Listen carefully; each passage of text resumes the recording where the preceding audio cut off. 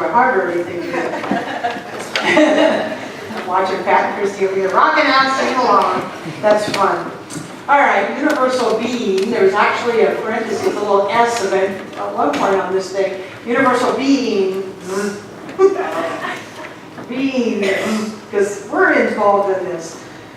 And do you think being a human being is kind of a trip? Anybody ever feel like it's a trip to be a human being? That's my words, you know, out of the 60s, I guess, but it's like really a trip to be a human being. Sometimes it seems so easy, sometimes it seems so hard, sometimes it's so complex, sometimes it's so simple. Sometimes all they can do is say there's more going on than meets the eye, which I say all the time. We're born here as these little puny babies onto this earth. We're cared for when we're really, really young. We grow up, we make some friends, we go to school. That's usually the first place we learn about comparison to others. You know, we skin our knees, we break our arms, we keep going to school, we play some sports. Maybe that's where we learn about competition. We fall in love. We struggle with that. We maybe have had our hearts broken. Some people go to more school. You can see there's a common theme here. Keep going to school, keep learning, keep learning, keep learning. Get a realistic job. All of you who are outside of the box of normal jobs know what I mean. Get a realistic job. Someday retire. Get old. Die.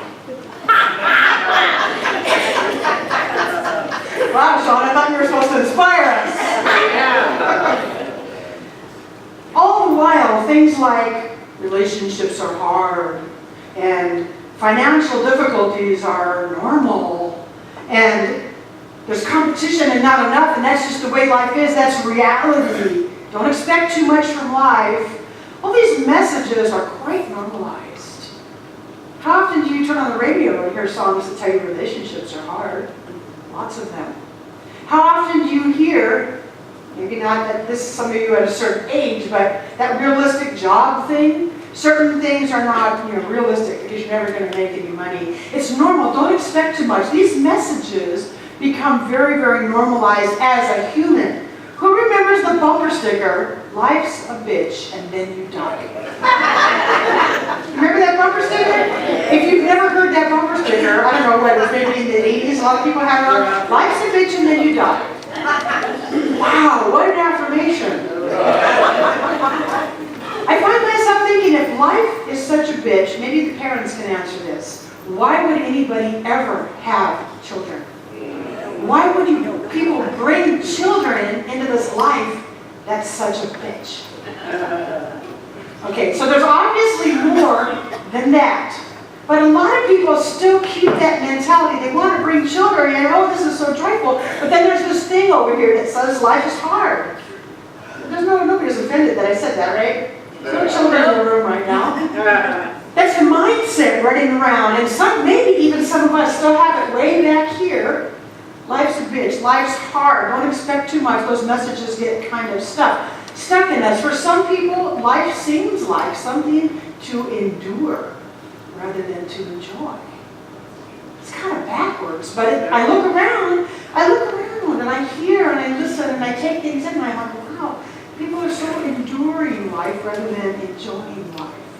So of course I'm not going to leave you in that kind of downer. That was just to set it up that we're going to lift it up beyond that. My inspiration today actually came from this quote from Ernest Holmes. He says, "We are cosmic beings, temporarily caught, as it were, in a finite web." That gave me such a picture.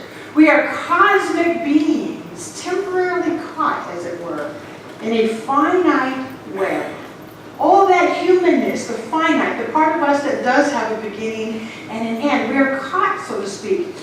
We think of this humanness sometimes as that's all there is. Matter of fact, I think we get lured into thinking this is all there is.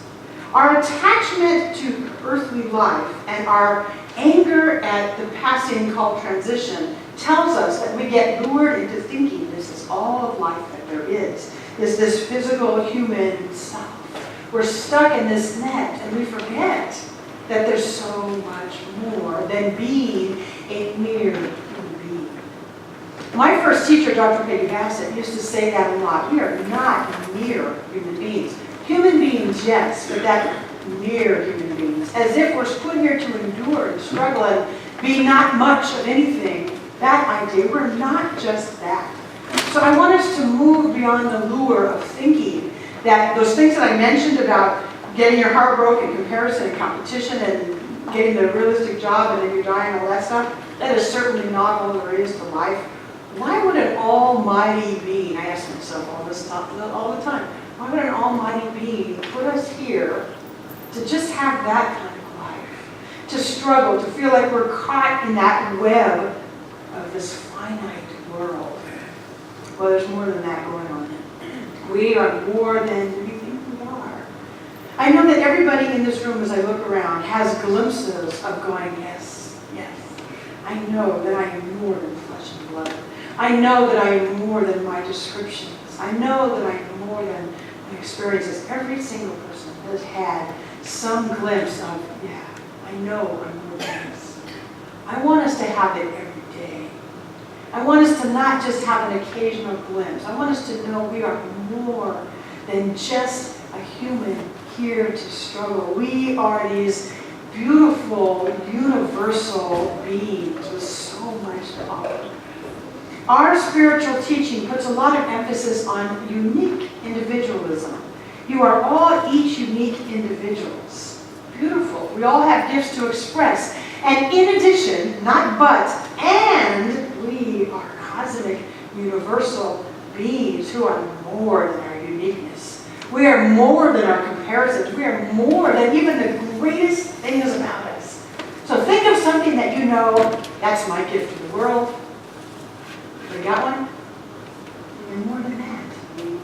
You're more than that. So on one hand, our uniqueness is to be honored and to be showered. But that's not all that we are. We are these universal beings having an individual experience with our own individual gifts. But whatever we think we are more than that. Now keep in mind when I say the word universal, I'm not talking about our galaxy. Because a lot of times people say the word universe and that's what we think of as our little galaxy. Oh my gosh, that's so small. Yep. Our little galaxy is so small. It seems so big and it's so small. When we use the word universe in a spiritual setting, it's a synonymous word to God. We're talking about the one life. So cosmic, universal, it's God being, not just this universe we live in, all right? So take that word and reframe it, make it something else. Make it mean the one life that is all there is right here where I am. We are universal beings having an individual experience. We get so lured into being stuck in our individual experience that we often forget the bigger experience. One thing I know that we struggle with, I say we because I think it's universal. That was a plan, I didn't expect that universal. We start to think that every little decision is like life-shatteringly important. And we worry and we stress about what decision to make, which path to take. Me and my ladies group are reading a book that's really cool. And I highly recommend this book to anybody who wants to think outside the human box. It's called The Afterlife of Billy Fingers. This guy's name is Billy Fingers. Yeah, my ladies are clapping. They're having so much fun with this book. I read it myself. I'm reading it with the ladies. I'll probably read it again. This is a true story. This guy named Billy Fingers was a human. He was a bad boy. He was a bad boy saint because he had a heart of gold, but his behaviors were bad boy. He got himself stuck in all kinds of drug issues and all kinds of legal issues, and he had a struggling life. And his sister was always the goody two-shoes. His sister's name is Annie. This is a true story. After he dies, he gets hit by a car, which he ended up calling God's delivery system. He starts talking to her. And she's not just kind of feeling it, she's hearing his voice. And at first she thinks she's going nuts because she's hearing her dead brother talk to her. He says to her, Annie, get that red notebook out of the drawer that I gave you a long time ago. She goes, and of course there's the red notebook that he's talking about. He says, start writing down some of these conversations that we're having.